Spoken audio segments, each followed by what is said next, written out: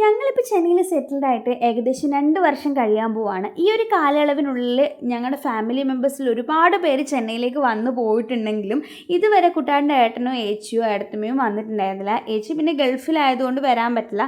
ഏട്ടന് ബാംഗ്ലൂർ വർക്കും കാര്യങ്ങളും പിന്നെ ഏടത്തമ്മ നാട്ടിൽ പെയിൻറ്റിങ്ങും കാര്യങ്ങളൊക്കെ ആയിട്ട് നല്ല തിരക്കാണ്. അതുപോലെ പിള്ളേരെ പഠിത്തമൊക്കെ ഉള്ളത് കൊണ്ടാണ് വരാഞ്ഞത്.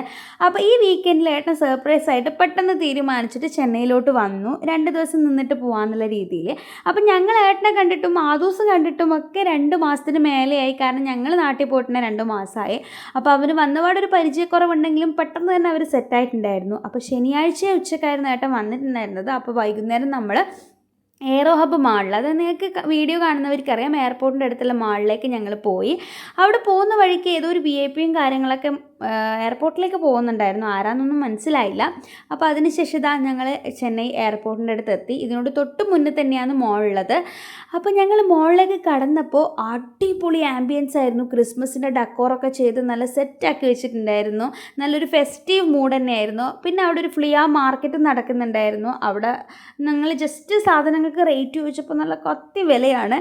പിന്നെയെന്ന് വെച്ച് കഴിഞ്ഞാൽ ഇവിടുത്തെ ക്രിസ്മസ് ട്രീ ആണ് എടുത്ത് പറയേണ്ടത്. നല്ല സൂപ്പറായിട്ട് അലങ്കരിച്ച് വെച്ചിട്ടുണ്ടായിരുന്നു. ഞങ്ങൾ അതിന് മുന്നിൽ നിന്ന് ഒരുപാട് ഫോട്ടോസും വീഡിയോസൊക്കെ എടുത്തു. പിന്നെ അങ്ങായിട്ട് ചെറിയ ഇങ്ങനെ സ്റ്റാളുകളും കുഞ്ഞു കുഞ്ഞു സ്റ്റോറുകൾ ഉണ്ടായിരുന്നു. അപ്പോൾ അവിടെയൊക്കെ ഒന്ന് പോയി നോക്കി. പിന്നെ നേരെ എയർപോർട്ടിൻ്റെ ടെർമിനലിലേക്ക് ഒരു എൻട്രൻസ് ഉണ്ട്, അവിടെയൊക്കെ പോയി ഫോട്ടോസൊക്കെ എടുത്തു. പിന്നെ തിരിച്ച് നേരെ ഡൊമിനോസിൽ വന്ന് ഒരു പിസയൊക്കെ കഴിച്ചു. ആ ദിവസം ഉറങ്ങിയിട്ടുണ്ടായിരുന്നു. അപ്പോൾ സാറ്റർഡേ ഞങ്ങൾ പുറത്ത് പോയത് ഞാൻ സെക്കൻഡ് പാർട്ടായിട്ട് വീഡിയോ ഇടാം. അപ്പോൾ അത്രയേ ഉള്ളൂ. ബൈ.